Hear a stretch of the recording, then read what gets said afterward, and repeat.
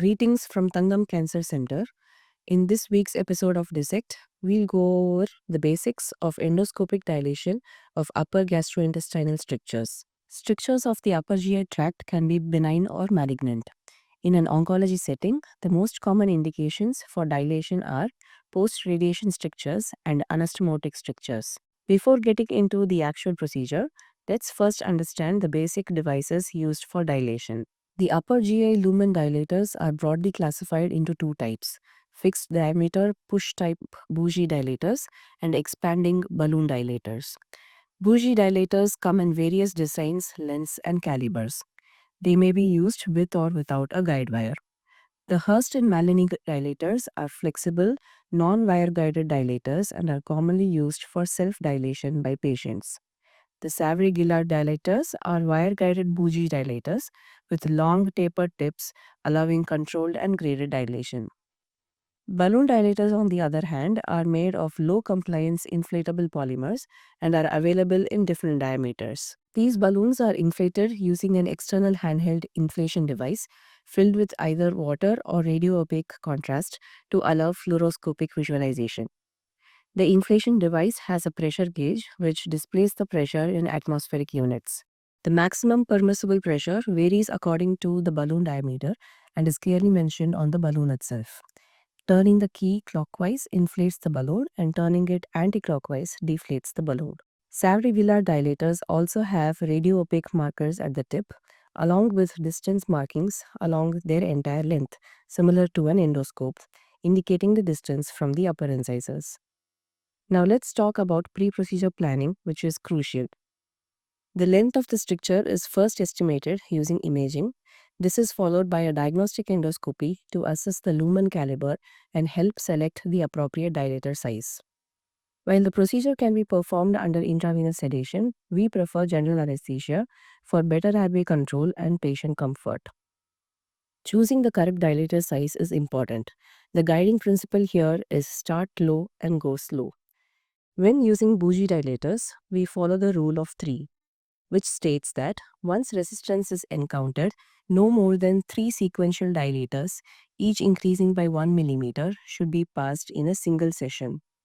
This rule helps minimize the risk of perforation. It's important to note that this rule does not apply to balloon dilators. Finally, ensure that fluoroscopy is set up and ready before starting the procedure. Let's now look at two clinical cases of balloon dilation. The first case is a patient with carcinoma hypopharynx treated with definitive chemoradiotherapy who developed a post-radiation stricture in the post-recoil region. Endoscopy confirmed the stricture and balloon dilation was planned. First step, a guide wire is gently passed across the stricture, ensuring that the soft tip is used. The balloon is then passed over the guide wire. In this case, we are using a 15 mm diameter balloon.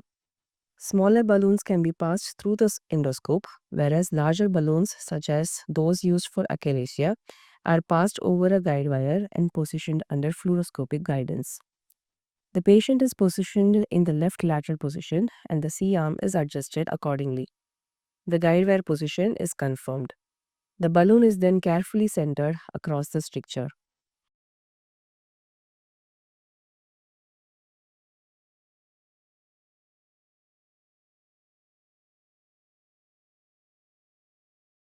To achieve accurate localization, a radio-opaque marker, such as a number 15 blade, is placed on the skin surface corresponding to the stricture level identified during endoscopy.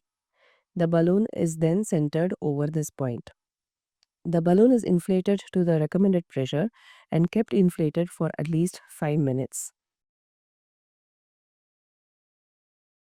After deflation, a post-dilation check endoscopy is performed. This patient already has a PEC tube in situ, which can be visualized endoscopically.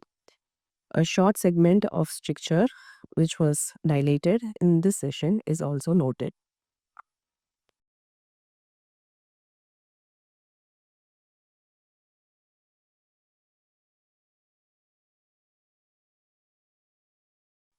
The second case is a patient with carcinoma esophagus post-Iverlew's esophagectomy with gastric conduit reconstruction. She presented with gastric conduit distension, which is a known risk factor for anastomotic complications. Upper GI endoscopy revealed pyloric stenosis, and dilation was performed using a larger 80 mm balloon using the same method as described before. However, fluoroscopy was not used in this case. So, balloon versus bougie dilators, which is better?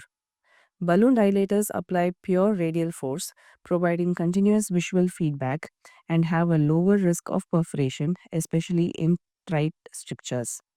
Bougie dilators apply both axial and radial force, and the operator relies on tactile feedback and fluoroscopic findings, which requires experience.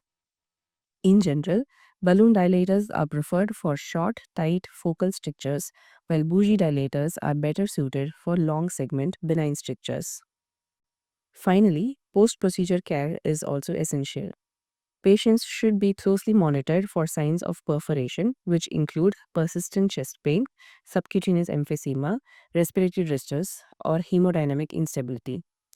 Oral intake can usually be resumed with clear liquids once the patient has recovered from anesthesia and gradually progressed to a soft diet if tolerated. Patients should be counseled about the possible need for repeat dilation sessions. In benign conditions, oral steroids in tapering doses may be considered to reduce the risk of restricture, although the supporting evidence remains limited. Thank you for watching.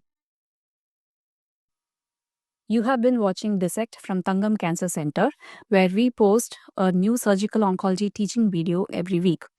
Share your questions or topic suggestions in the comment section below. See you in the next video. Thank you.